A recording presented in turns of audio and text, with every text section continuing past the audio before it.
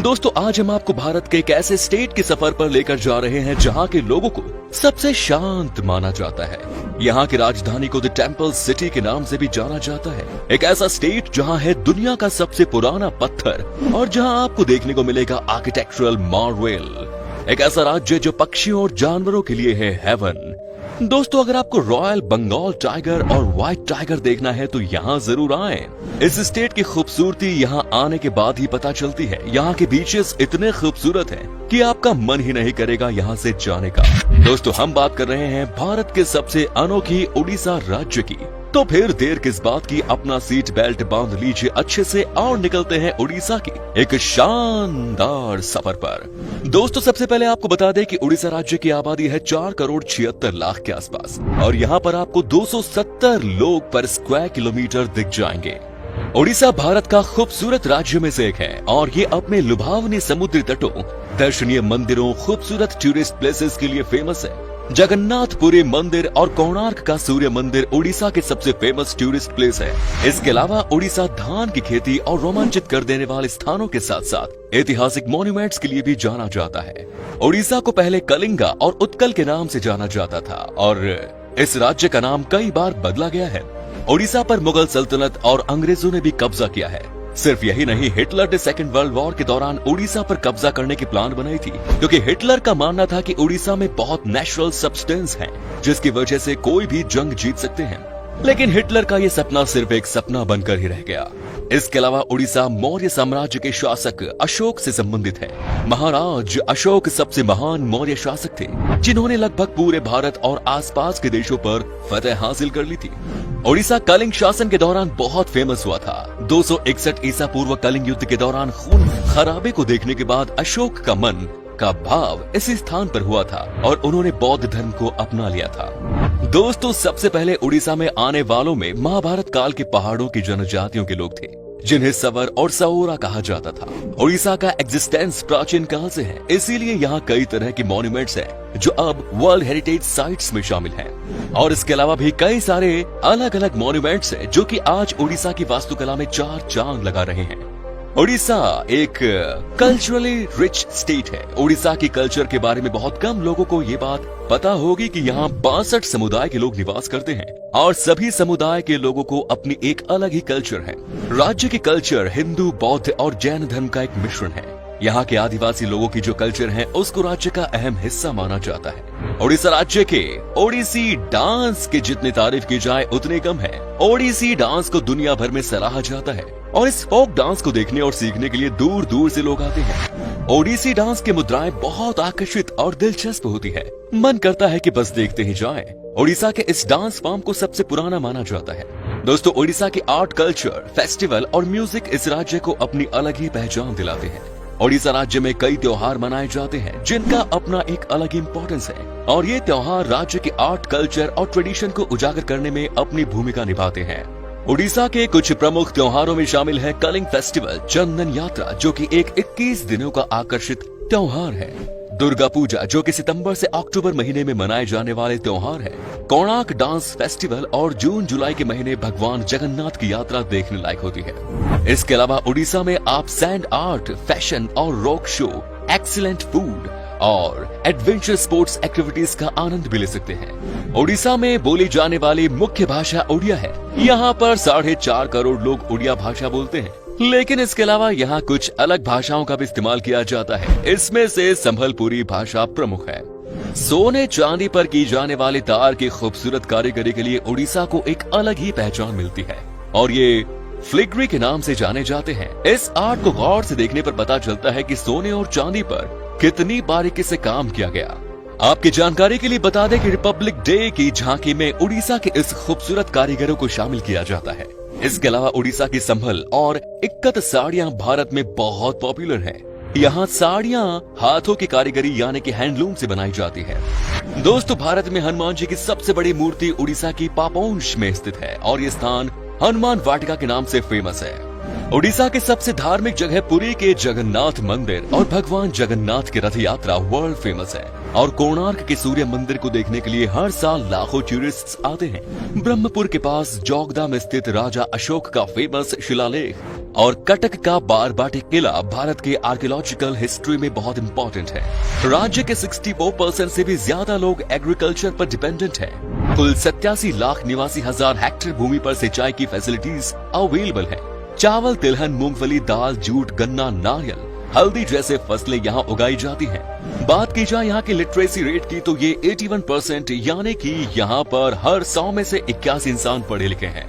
दोस्तों, क्या आपने सिमिलीपाल वाइल्ड लाइफ सेंचुरी के बारे में सुना है? अगर नहीं तो आपको बता दें कि उड़ीसा के इस वाइल्ड लाइफ सेंचुरी पर आपको 100 से ज्यादा रॉयल बंगाल टाइगर देखने को मिलेंगे। दोस्तों, उड़ीसा के लोगों के बीच में भी मछली खाने का बड़ा शौक है। कोलकाता की तरह यहाँ पर 100 से ज्यादा स्पीशीज की मछलियाँ मिलती हैं और उनसे तरह तरह की लाजवाब रेसिपीज बनाई जाती हैं। अगर आपको उड़ीसा जाने का मौका मिले तो आप यहाँ के खाने का जायका जरूर लीजिएगा।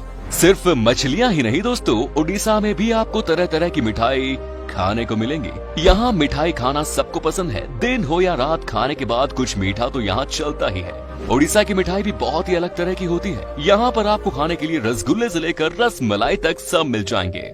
दोस्तों, उड़ीसा का मौसम भी बहुत ही कमाल का होता है। यहाँ पर हमेशा बारिश होती है और इसीलिए यहाँ पर आपका दिल लगा रहेगा। राज्य में चारों तरफ हरियाली है और जब बारिश होती है तो उसके बाद तो यहाँ का नजारा ही अलग लगता है।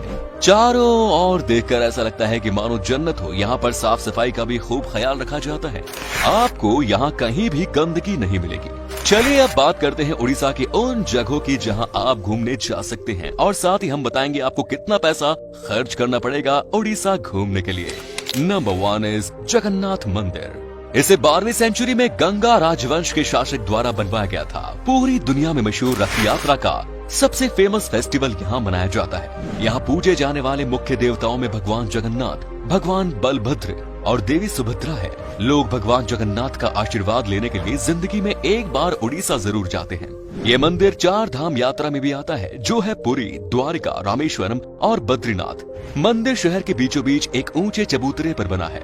करीब 7 मीटर ऊंची दीवारों से घिरा ये मंदिर देखने में बेहद खूबसूरत लगता है। मंदिर में जाने के भी नियम है और गैर हिंदू को जाने की परमिशन नहीं है।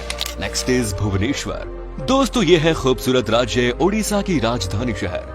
मंदिरों का शहर के नाम से जाना जाने वाला भुवनेश्वर उड़ीसा में घूमने के लिए सबसे अच्छे टूरिस्ट प्लेसेस में से एक है। उड़ीसा की राजधानी के रूप में जाना जाने वाला ये शहर लंबे समय तक राजा शिशुपाल के शासन में था। ये हिस्ट्री, हेरिटेज और अर्बनाइजेशन का एक एक्सीलेंट एग्जाम्पल है। भुवनेश्वर में आपको अद्भुत मंदिर और उन पर किया गया काम, वाइल्ड लाइफ सेंचुरी, गुफाएं जैसे कई भव्य चीजें देखने को मिलेंगी। धौली हिल्स, उदयगिरी और खंडगिरी गुफाएं, बिंदु सरोवर, नंदन कानन जूलॉजिकल पार्क यहाँ के मेजर अट्रैक्शंस हैं। आप यहाँ पर आराम से घूम सकते हैं और सबसे अच्छी बात है कि इस शहर में आपको एक से बढ़कर एक लोकल डिशेस खाने को मिलेंगी। भुवनेश्वर शहर काफी सस्ता भी है। Next is Puri. उड़ीसा में स्थित पुरी ईस्ट इंडिया के एक खूबसूरत शहर है जो राजधानी भुवनेश्वर से सिर्फ 60 किलोमीटर दूर है। पुरी में कई खूबसूरत मंदिर मौजूद हैं, जिनमें से सबसे पॉपुलर है भगवान जगन्नाथ जी के मंदिर। अगर आप किसी मरीन जगह पर छुट्टियां मनाने का प्लान बना रहे हैं तो आपको एक बार पुरी जरूर जाना चाहिए। ये जगह 4 धाम यात्रा में भी महत्व रखती है। पुरी बीच फेस्टिवल, पुरी जगन्नाथ मंदिर, चिल्का झील और बर्ड सेंचुरी और गुंडीचा घर मंदिर यहाँ के मेजर अट्रैक्शंस हैं। नेक्स्ट इज कोणार्क मंदिर। दोस्तों, कोणार्क एंशिएंट आर्ट और स्कल्पचर पटभूमि है और उड़ीसा का सबसे अच्छा डेस्टिनेशन है। भारत के 7 अजूबों में से एक कोणार्क का सूर्य मंदिर की नक्काशी को देखने के लिए यहाँ साल भर टूरिस्ट की भीड़ जमा रहती है। ये मंदिर यूनेस्को वर्ल्ड हेरिटेज साइट्स की लिस्ट में भी शामिल है। कोणार्क सूर्य मंदिर के मुख्य देवता भगवान सूर्य नारायण हैं। अद्भुत मंदिरों के अलावा शहर में समुद्र तट देखने के साथ साथ यहाँ एक एंटरटेनिंग आर्कियोलॉजिकल म्यूजियम भी है। Next is Jaipur. Nature lovers के लिए जयपुर उड़ीसा के सबसे देखे जाने वाले टूरिस्ट प्लेसेस में से एक है। जयपुर शहर 16वीं सेंचुरी में सूर्यवंशी राजवंश द्वारा स्थापित किया गया था। पूर्वी घाट पर्वतमाला के बीच स्थित जयपुर उड़ीसा में घूमने के लिए सबसे पॉपुलर जगहों में से एक है, जो घने जंगलों, धुंध में छिपी घाटियों से मिली हुई है और यहाँ की खूबसूरत झरने देश भर से टूरिस्ट्स को आकर्षित करती हैं। Next is Paradip. देश के सबसे इंपॉर्टेंट और सबसे पुराने बंदरगाहों में से एक ऐतिहासिक पारादीप जगत सिंहपुर जिले में स्थित है। पारादीप कोस्टल लैंडस्केप, खूबसूरत मरीन बीच, घने जंगल, झरनों और किलों के साथ साथ भरा पड़ा है। समुद्र तट के किनारे बसे देश के सबसे अच्छे डेस्टिनेशंस में से एक पारादीप को देखने के लिए दुनिया भर से लोग आते हैं। पारादीप से महानदी और बंगाल की खाड़ी के मुहाने के खूबसूरत संगम पर विशाल जहाजों और अन्य समुद्री गतिविधियों को देखा जा सकता है। पारादीप बंदरगाह है, गहीर माथा सेंचुरी और समुद्र तट, लाइट हाउस और झनकड़ी यहाँ के प्रमुख आकर्षण है। Next is Cuttack. Mahanadi delta की नोक पर स्थित कटक पहले की राजधानी है और उड़ीसा का दूसरा सबसे बड़ा शहर और उड़ीसा में घूमने के लिए सबसे खूबसूरत जगहों में से एक है। कटक का इतिहास 1000 साल से भी पुराना है। अब कटक को देश के सबसे वेल प्लान्ड मिलेनियम शहरों में गिना जाता है। महानदी बैराज, बाराबती का किला, भीतर Kanika wild life sanctuary, Ansupa झील और सिंहनाथ और भट्टारिका के मंदिर यहाँ के मेजर टूरिस्ट स्पॉट्स हैं। दोस्तों चलिए अब आपको बताते हैं कि कितने पैसे खर्च करने पड़ेंगे उड़ीसा की सैर पर आपको। अगर आप अकेले सफर पर हैं तो आपको हफ्ते में लगभग 15,000 रुपए खर्च करने पड़ेंगे और यहाँ आपको कम से कम पैसों में होटल मिल जाएंगे रहने के लिए।